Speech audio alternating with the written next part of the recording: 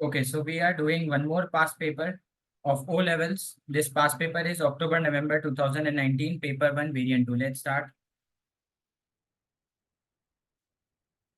MCQ number 1, which statement about factor of production is correct? कौन सी statement factor of production के बारे में correct है? Capital is the amount of money borrowed from a bank. No, ये जो definition लिखी हुई है ये capital employed है.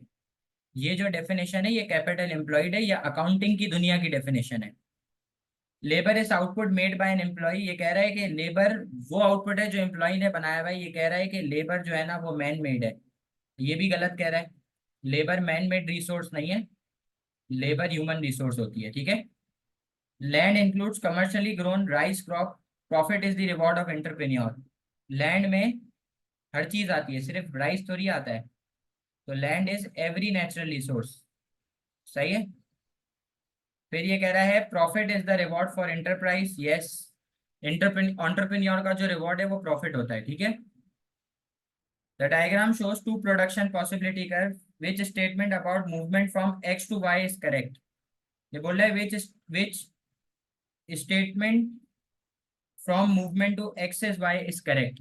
तो भाई एक्स के ऊपर, पॉइंट एक्स के ऊपर आप प्रोड्यूस कर रहे थे एक्स के 50 यूनिट्स. अच्छा आओ देखते हैं. पॉइंट एक्स के ऊपर, जो आपका पॉइंट एक्स था उसके ऊपर आप 100 कैपिटल गुड्स और 80 कंज्यूमर गुड्स का पोटेंशियल रखते थे. एक्स के ऊपर 100 कैपिटल गुड्स और 80 कंज्यूमर गुड्स. ठीक है, इसका पोटेंशियल रखते थे. जब आप वाई पे गए तो अब आप 100 कैपिटल गुड्स और 90 कंज्यूमर गुड्स का पोटेंशियल रखते हो. जब आप वाई पे गए तो अब आप 100 कैपिटल गुड्स और 90 कंज्यूमर गुड्स का पोटेंशियल रखते हो. तो अब ये पूछ रहा है ये मूवमेंट किस चीज को रिप्रेजेंट कर रही है. सवाल पूछ रहा है कि ये मूवमेंट किस चीज को रिप्रेजेंट कर रही है, बताओ. Demand for consumer goods has risen. नहीं बेटा, production possibility curve production production के कॉम्बिनेशंस को रिप्रेजेंट करता है ना. इसमें डिमांड कहाँ से आ गया? प्रोडक्शन के रिलेटेड आप ऑप्शन ढूंढेंगे. The opportunity cost for producing consumer goods has risen. Opportunity cost consumer goods की बढ़ी है, कंज्यूमर गुड्स की बढ़ी है. अपॉर्चुनिटी कॉस्ट नहीं ना. the opportunity cost or there has been an increase in productivity in consumer goods production. Yes, answer is c. Consumer goods की productivity बढ़ गई है, तभी तभी कंज्यूमर गुड्स का आउटपुट बढ़ रहा है. तभी कंज्यूमर गुड्स का आउटपुट बढ़ रहा है. ऐसा ही हो रहा है, तभी कंज्यूमर गुड्स का आउटपुट बढ़ रहा है. ठीक है, ओके है. चलो. There has been an inward shift in PPC. कहाँ इनवर्ट शिफ्ट हुआ है यार? कहाँ कहाँ शिफ्ट हुआ है? शिफ्ट कैसे होता है? ये शिफ्ट को रिप्रेजेंट कर रहा है, ये इनवर्ट शिफ्ट है. बेटा पीपीसी तो टिल्ट हुआ है. पीपीसी क्या हुआ है? पीपीसी टिल्ट हुआ है. शिफ्ट तो इसको कहते हैं. ठीक है. 3. देखें आप, जिसने टॉपिकल्स करे ना, ये एमसीक्यू रिपीट हुआ. Sam wrote a list how he would prefer to spend Saturday afternoon. First choice है क्रिकेट मैच, सेकंड चॉइस है पैरेड देखने जाए, थर्ड चॉइस है सिनेमा, फोर्थ चॉइस है relative. Unfortunately a thunderstorm cause the cricket match and town parade to be cancel. ये कह रहा है थंडरस्टॉर्म की वजह से क्रिकेट मैच और पैरेड कैंसिल हो गई, तो ये कैंसिल हो गया. अब इसके पास दो ऑप्शन है, या तो ये सिनेमा जाए या तो ये रिलेटिव के पास जाए. दो तो कैंसिल हो गई ना चीजें. What was the opportunity cost of going to cinema? अगर ये सिनेमा जाएगा तो रिलेटिव के पास जाना अपॉर्चुनिटी कॉस्ट है, तो आंसर सी. ओके, चलें. Which pair of economic institutions can be find in a market economy? एक बार नहीं 1000 बार बता चुका हूँ, मार्केट इकोनॉमी वो इकोनॉमिक सिस्टम है जो प्राइवेट प्रोड्यूसर के कंट्रोल में होता है. तो लोकल गवर्नमेंट और चैरिटी, नो, ये नहीं हो सकता. मोनोपलीज एंड कमर्शियल बैंक भी प्राइवेटली ओन्ड होती है, मोनोपली भी प्राइवेटली ओन्ड होता है. Yes, answer is B. Nationalise and public partnership, stock exchange and public corporation. भाई नेशनलाइजेशन गवर्नमेंट है, पब्लिक कॉर्पोरेशन भी गवर्नमेंट है, ठीक है। 5 which suggest that there is market failure. भाई मार्केट फेलियर क्यों आता है? जब रिसोर्सेज की ओवर एलोकेशन अंडर एलोकेशन होती है। और मार्केट फेलियर में, मार्केट फेलियर के अंदर आप एक्सटर्नल कॉस्ट एक्सटर्नल बेनिफिट्स को कंसिडर नहीं करते, आप सिर्फ सोशल कॉस्ट सोशल बेनिफिट्स को कंसिडर कर रहे होते हो, ठीक है। सही है। तो 5 का आंसर क्या होगा? 5 का आंसर हायर प्रोड्यूसर प्रॉफिट नहीं, हाई रिटेल प्राइस नहीं, लो लेवल ऑफ इन्वेस्टमेंट नहीं, लैक ऑफ कंपटीशन। भाई जब लैक ऑफ कंपटीशन होगा, कंपटीशन कम होगा, तभी तो मार्केट फेलियर होगा। सही है। 6 what would cause the supply curve for a product to shift to the right. ये कह रहा है सप्लाई कर्व राइट पे शिफ्ट मारेगा, मतलब सप्लाई बढ़ेगी। और शिफ्ट की बात कर रहा है, शिफ्ट की बात कर रहा है, शिफ्ट की बात कर रहा है, और शिफ्ट होता है अदर फैक्टर की वजह से। तो आ जाओ ढूंढते हैं। पहला कह रहा है an increase in demand for product. भाई बेटा इससे तो डिमांड बढ़ेगी, हमें सप्लाई का शिफ्ट ढूंढना है। An increase in government subsidy, हाँ सब्सिडी से सप्लाई बढ़ती है, और answer is B. C D गलत है। सी डी क्यों गलत है? An increase in indirect tax, an increase in cost of production. भाई इनडायरेक्ट टैक्स लगेगा तो सप्लाई कम होगी, कॉस्ट ऑफ प्रोडक्शन बढ़ेगा तो भी सप्लाई कम होगी। ठीक है, एमसीक्यू नंबर 7। ये भी रिपीटेड एमसीक्यू है, टॉपिकल पीईडी, पीईडी के टॉपिकल में हमने करा है। ठीक है। 7, a railway company increases ticket price by 10% for travel between 6 and 9, causing reduction in demand by 2%। तो जैसे ही मैंने पढ़ा कि 6 से 6 to 9 में, 6 to 9 में अगर 6 to 9 में अगर रेलवे वाला प्राइस को 10% से बढ़ा रहा है, तो क्वांटिटी डिमांड सिर्फ और सिर्फ 2% से कम हो रही है। तो क्वांटिटी डिमांड में आ रहा है स्मॉलर चेंज। तो इसका मतलब है आपकी डिमांड जो है वो इनइलास्टिक है। ठीक है, 6 to 9 के बीच में। अच्छा, फिर ये कह रहा है कि after 9 it reduces ticket price bye 5% resulting या 7% इंक्रीज इन डिमांड। ये कह रहा है कि बाद में जब ये प्राइस को, बाद में 9 के बाद ये जब प्राइस को 5% से गिरा रहा है, तो क्वांटिटी डिमांड 7% से बढ़ रही है। तो क्वांटिटी डिमांड में आ रहा है लार्जर चेंज। क्वांटिटी डिमांड में आ रहा है लार्जर चेंज। तो बताओ जरा, डिमांड कौन सी है? इलास्टिक है। डिमांड कौन सी है भाई? डिमांड कौन सी है? डिमांड है elastic. What is the PED in response to this change in price? हमने तो कर लिया आंसर, बिटवीन 6 और 9 इन इलास्टिक, आफ्टर 9 इलास्टिक है। ठीक है, अभी हमने करा है, तो आंसर आपका सी है। ठीक है। 8, what is a disadvantage of being a specialist worker. मतलब ये पूछ रहा है कि स्पेशलाइजेशन का डिसएडवांटेज क्या है।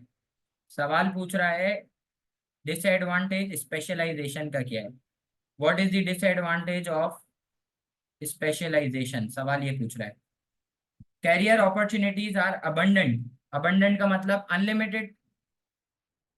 Career opportunities are abundant, abundant का मतलब होता है अनलिमिटेड। भाई जब आप एक चीज में स्पेशलाइज हो, तो ये डिसएडवांटेज है कि करियर अपॉर्चुनिटीज अनलिमिटेड नहीं, लिमिटेड होती है।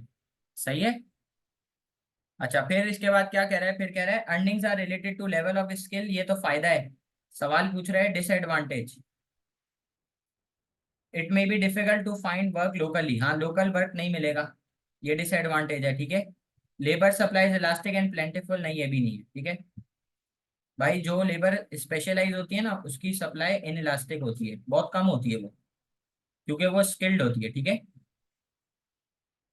अच्छा, 9, what is not normally a function of central bank. भाई सेंट्रल बैंक क्या होती है? सेंट्रल बैंक होती है, सेंट्रल बैंक क्या होती है? सेंट्रल बैंक होती है गवर्नमेंट ओन्ड, गवर्नमेंट ओन्ड। और इसकी एग्जांपल है स्टेट बैंक ऑफ पाकिस्तान। तो ये पूछ रहा है कौन सा स्टेट बैंक का फंक्शन नहीं है? Acting as a last resort, ये स्टेट बैंक का फंक्शन है। इशूइंग नोट्स कॉइन्स, ये भी है। गवर्नमेंट की monetary policy, setting the government's budget. Budget बनाना ये बैंक का काम नहीं होता, ये बैंक का काम नहीं है, ये सारे सेंट्रल बैंक के फंक्शन हैं। ठीक है, बजट बनाना सेंट्रल बैंक का फंक्शन नहीं है। ठीक है। 10, ये भी किसी बच्चे ने मुझसे पूछा था, 10 the table shows how 3 people spend their income X Y Z. पहले एक्स की बात करते हैं भाई। एक्स की क्या है, ये एक्स की है, ठीक है, ये वाई की है, ये जेड की है। तो आ जाओ देखते हैं क्या कह रहा है। For these three people what is most likely order of income from highest to lowest income. भाई हाईएस्ट टू लोवेस्ट देखना है ना भाई। एक्स वाला लग्जरी के ऊपर हाईएस्ट एक्स करता है, वाई वाला क्लोथिंग के ऊपर करता है, और जेड वाला जो है ना वो दोनों के ऊपर करता है। ठीक है, तो हम देखते हैं भाई क्या होगा। एक्स वाई जेड क्या होगा भाई आंसर, एक्स वाई जेड या Z X Y. Z X Y. अब सुनना, लग्जरी के ऊपर सबसे ज्यादा खर्चा जेड वाला कर रहा है, उसके बाद वाई वाला कर, उसके बाद एक्स वाला कर रहा है, उसके बाद वाई वाला। लग्जरी के ऊपर ना, इसने बोला है हाईएस्ट टू लोवेस्ट, इसने बोला है हाईएस्ट टू लोवेस्ट ना। तो लग्जरी के ऊपर सबसे ज्यादा खर्चा। अब हमें ये मार्क करना पड़ेगा, सवाल पूछ रहे हैं हाईएस्ट टू लोवेस्ट मार्क करके दो। लग्जरी के ऊपर सबसे ज्यादा जेड करता है, उसके बाद एक्स, उसके बाद वाई। इंटरटेनमेंट के ऊपर अगेन सबसे ज्यादा जेड, उसके बाद एक्स, उसके बाद Y.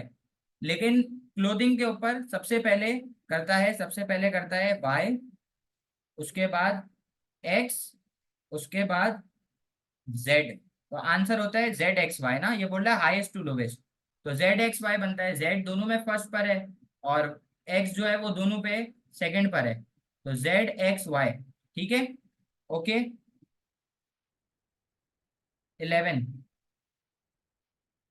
11, a musician has a choice of playing for an orchestra in either Germany or England. एक म्यूजिशियन है, उसके पास चॉइस है कि या तो वो अपना बाजा जर्मनी में बजाए या इंग्लैंड में बजाए orchestra. Which combination of income and cost of living is most likely to cause her to choose the German orchestra. ये बोल रहा है ऐसा कौन सा ऑप्शन है जो ऐसा कौन सा इनकम और कॉस्ट ऑफ लिविंग का ऑप्शन है जो इसको ये फोर्स करेगा कि ये जर्मन में अपना ऑर्केस्ट्रा प्ले करना चूज करे। अच्छा पहले मुझे बताओ, नेट इनकम क्या है। नेट इनकम का मतलब है डिस्पोजेबल इनकम जो टैक्स कटने के बाद है।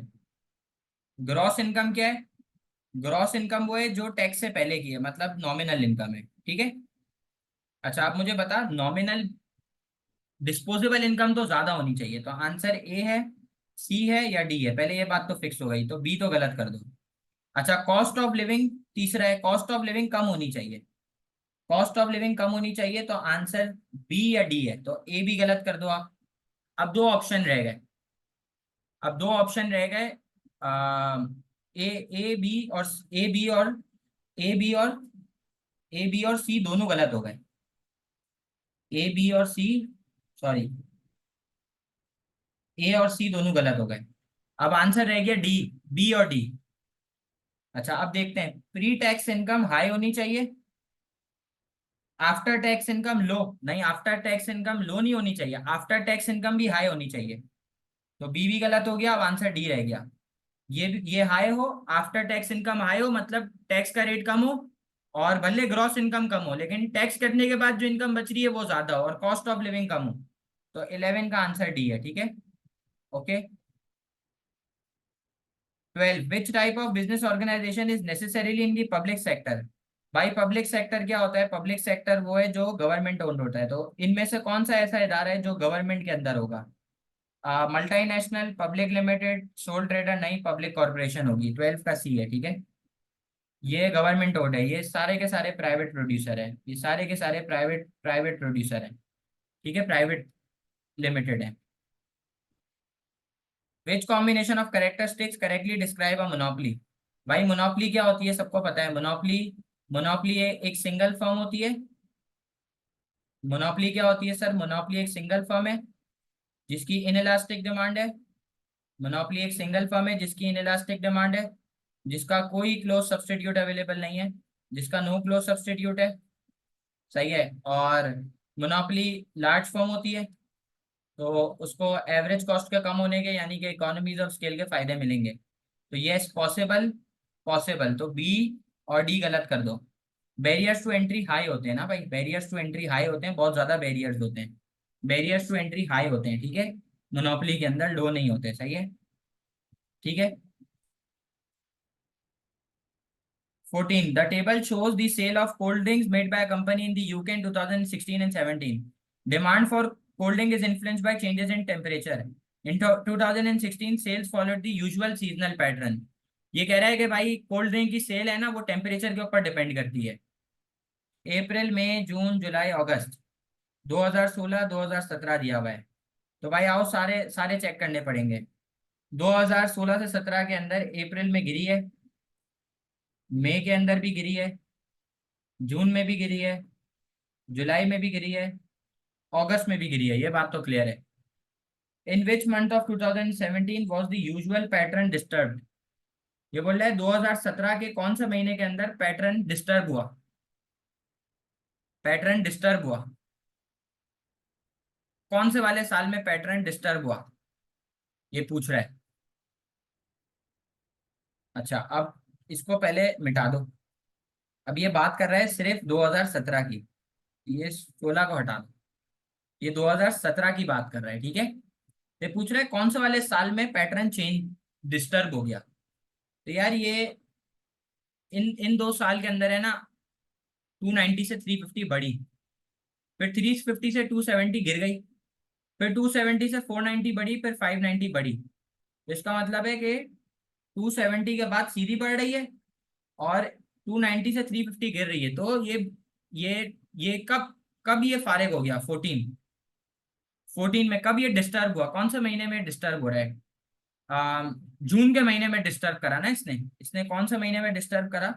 इसने जून के महीने में डिस्टर्ब करा है। जून के या जुलाई के? जून के महीने में ना। तो ए भी नहीं हो सकता, सी भी नहीं हो सकता, डी भी नहीं हो सकता। करेक्ट आंसर है, इसमें कुछ था नहीं। 15, a firm producing bicycle has the following cost at different level. ये दी हुई है फिक्स कॉस्ट। फिक्स कॉस्ट वो कॉस्ट है जो चेंज नहीं होती, 10 20 30 सब पे सेम रहेगी।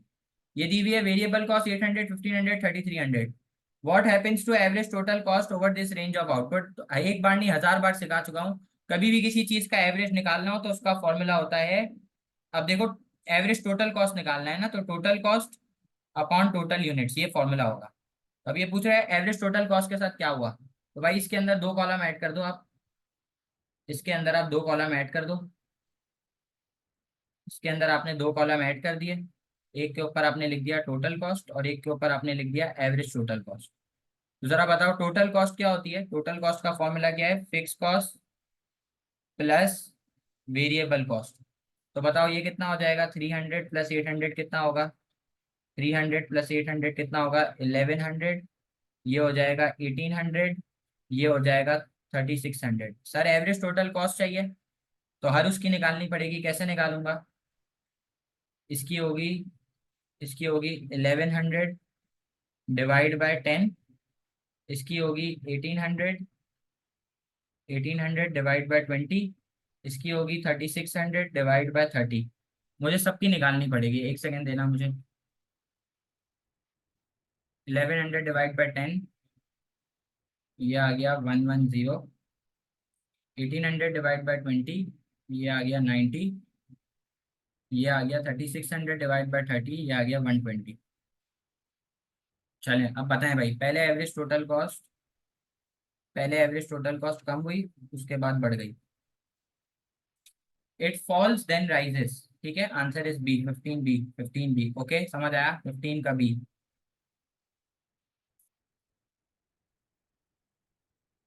16, why are indirect tax such as VAT on 20% of goods and services described as regressive when comparing high income and low income purchases?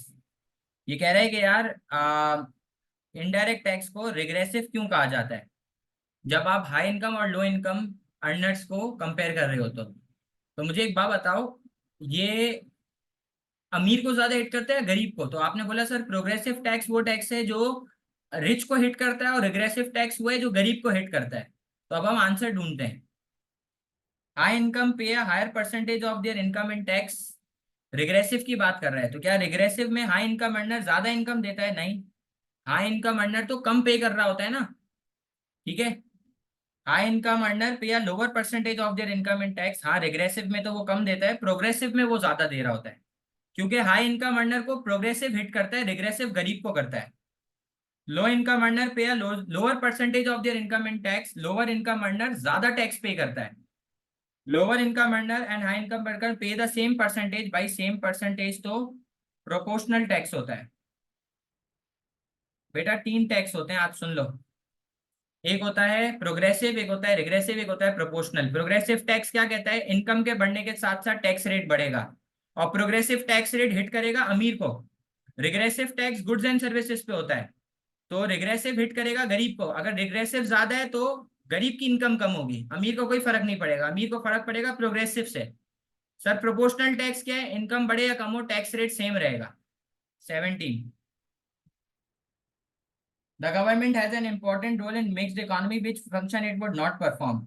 भाई मिक्स्ड इकोनॉमी के अंदर गवर्नमेंट का इंपॉर्टेंट रोल होता है, तो ये बोल रहा है कौन सा रोल गवर्नमेंट नहीं करेगी, कौन सा रोल गवर्नमेंट नहीं करेगी।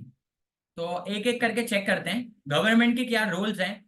तो पहले आप ये आइडेंटिफाई कर लो, नॉट वाला एमसीक्यू करने का तरीका क्या है कि पहले आप ये आइडेंटिफाई करो गवर्नमेंट का रोल कौन सा होता है, तो जो बच जाएगा वो नहीं होगा। तो आओ चेक करते हैं। Distributing dividend from profit of state और इंटरप्राइज, डिविडेंड बांटना गवर्नमेंट का काम नहीं है। डिविडेंड बांटना गवर्नमेंट का काम नहीं है, नहीं है, ये आंसर है ना। This is not not government's duty, this is not government's duty. Employing worker to collect taxes, tax collect करना ये गवर्नमेंट की ड्यूटी है। Investing in transport and infrastructure project, infrastructure बनाना और उसको खर्चा करना ये गवर्नमेंट का काम होता है। Producing goods in public corporation, भाई पब्लिक कॉर्पोरेशन तो होती गवर्नमेंट की है, ठीक है।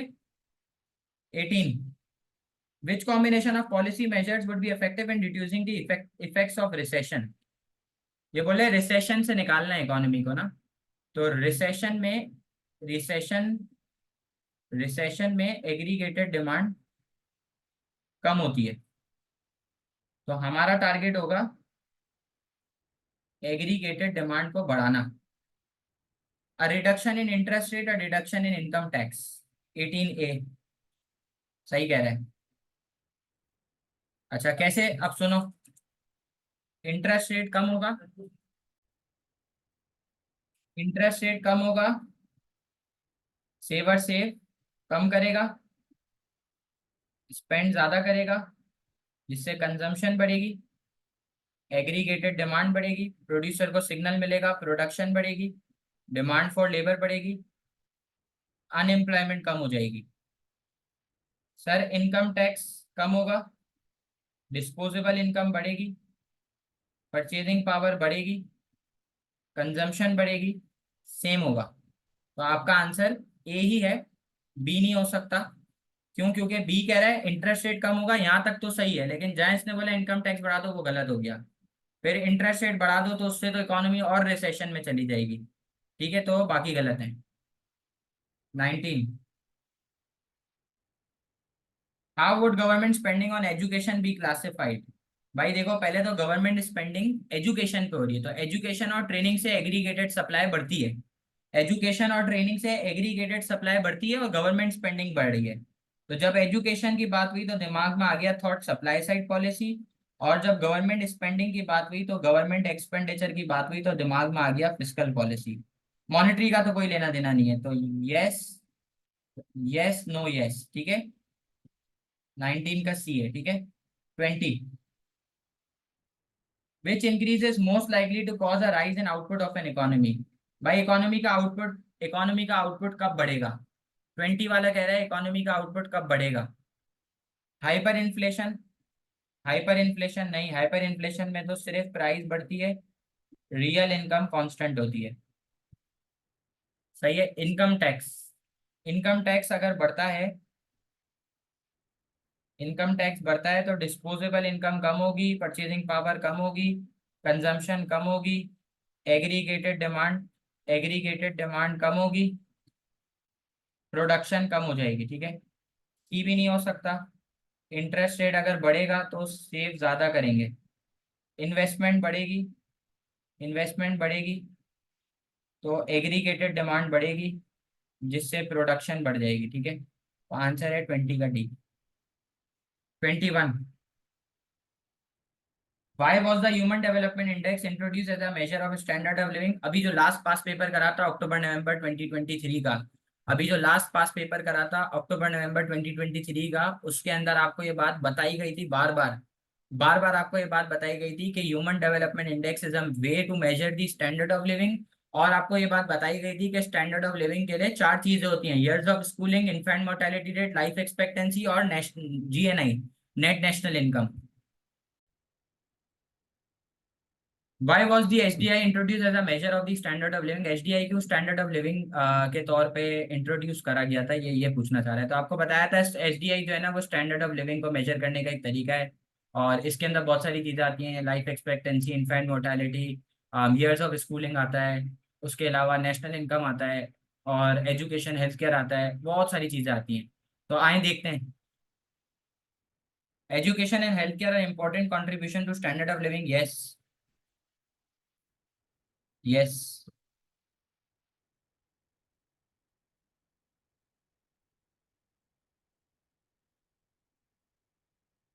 GDP per head only measures development. No. Inequality can be measured by HDI. No. Literacy rate are not an effective measure of standard of living. No. देखो, education और health care ना ये आता है, ये HDI का हिस्सा है, स्टैंडर्ड ऑफ लिविंग मेजर होता है। During period of high unemployment across the entire labor force, the highest unemployment rate in an economy is often 16 to 19-year-old group. यह कह रहा है हाई अनएम्प्लॉयमेंट है और रेट है इकोनॉमी के अंदर 16 से 19 ईयर के अंदर।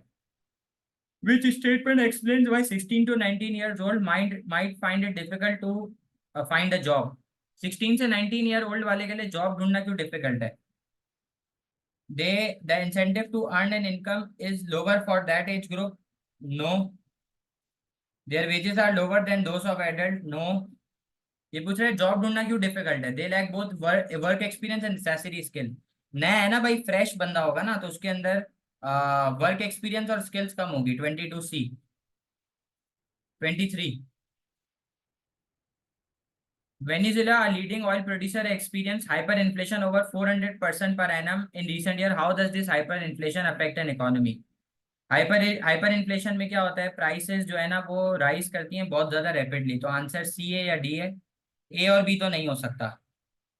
Value of fix assets remain stable, money has limited worth as a medium of exchange. पैसे की कोई औकात नहीं रहती क्योंकि मनी अपनी वैल्यू लूज कर देता है। तो आंसर डी है, ठीक है। ए बी सी नहीं हो सकता। 24, what is likely to increase as a country becomes develop? भाई डेवलप कंट्री का मतलब होता है यूएस, चाइना, जापान। तो क्या चीज बढ़ेगी जब एक कंट्री डेवलप होगी? साइज ऑफ फैमिली बढ़ेगी? नहीं भाई, फैमिली प्लानिंग करी जाती है डेवलप कंट्री के अंदर, पॉपुलेशन के ऊपर कंट्रोल होता है, जैसे कि चाइना। इन्फेंट मोर्टेलिटी रेट बढ़ता नहीं है, कम होता है, ठीक है। Proportion of income spent on food कम होती है। एवरेज इनकम जो है ना वो लोगों की बढ़ रही होती है। जब कंट्री डेवलप होती है तो लोगों की इनकम बढ़ती है, ठीक है। 25, 26, 25, 26 करके दें। 25, in Botswana, better healthcare has meant that birth rates have been falling faster than death rate. Also, the number of children born on average to each woman has declined from 6.4 to 3.2. What may be concluded from this information? क्या चीज conclude होगी इस information से? 25 ये पूछ रहा है। तो यार, government spending on education will need to increase. नहीं भाई, एजुकेशन की बात ही नहीं कर रहा, बात कर रहा है वो हेल्थ केयर की। ये एजुकेशन के वाला क्यों, एजुकेशन वाली तो गलत स्टेटमेंट है। Medical improvements have resulted in falling infant mortality rate. Yes, infant mortality rate कम हो गया है, बच्चा पैदा होते साथ नहीं अब डाई कर रहा, ठीक है। There will be a decline in income for each person. नहीं भाई, इनकम का कोई लेना देना नहीं है। देर इनकम उल्टा बढ़ेगी, इनकम उल्टा बढ़ेगी। There will be in the long run an increase in working population. No. ये पूछ रहा है हेल्थ केयर के ऊपर खर्चा हुआ है, बर्थ रेट गिरी हैं, और नंबर ऑफ चाइल्ड बॉर्न जो है ना वो भी डिक्लाइन हुआ है। इसका मतलब है बच्चे पैदा होते साथ भी कम मर रहे हैं। तो क्यों? क्योंकि मेडिकल इंप्रूवमेंट हुई है, इन्फेंट मोर्टेलिटी रेट गिर रहा है। तो 25 का डी है, ठीक है।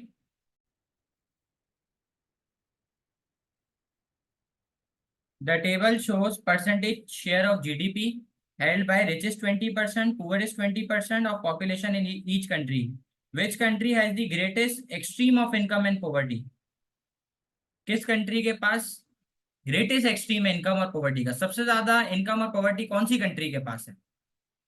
सबसे ज्यादा सबसे ज्यादा पॉवर्टी किस कंट्री के पास आपको दिख रही है? साउथ अफ्रीका के पास दिख रही है मुझे तो। साउथ अफ्रीका के पास। क्यों? क्योंकि जो जीडीपी का शेयर है ना, जो जीडीपी का शेयर है ना, वो 20% रिच के पास है, पुअर के पास है 20%। लेकिन आप देखो रिचिस्ट रिचिस्ट के पास कितना है? रिचिस्ट के पास जो इनकम और पॉवर्टी का शेयर है ना, वो है 64.8 और इसके पास 2.9। ये कंट्री ज्यादा बेकार हुई ना। हाँ, आप बच्चों ने गलत क्यों करा? क्योंकि बच्चे समझ रहे थे पुअर के पास ज्यादा है तो बेकार है भाई। रिच के पास खतरनाक है ज्यादा होना। 27। थोड़ा सा तेज जाऊंगा, नमाज का टाइम हो गया है। What would be a favorable change in the Keynesian trade and service? Trade in service भाई, करंट अकाउंट के अंदर चार कंपोनेंट है: trade in good, trade in service, net income, net transfer. Net income को primary income, net transfer को secondary income कहते हैं। अक्टूबर नवंबर 2023 के पेपर में ऐसा सवाल आया है मिलता जुलता। तो ये कह रहा है ट्रेड इन सर्विस के अंदर फेवरेबल चेंज कब आएगा? मतलब एक्सपोर्ट्स बढ़ रहे हो, इम्पोर्ट कम हो रहे हो। मतलब सर्विस के एक्सपोर्ट्स बढ़ रहे हो और सर्विस के इम्पोर्ट कम हो रहे हो। 27। A Kenyan company wins a contract to transport exports from Uganda. Yes. A Kenyan tea company increases its export. No. ये बेटा टी, टी क्या है? टी, टी गुड्स है। ठीक है। A Kenyan trade delegation promoting coffee sales visiting India. No. Increases its export to Kenya. नहीं।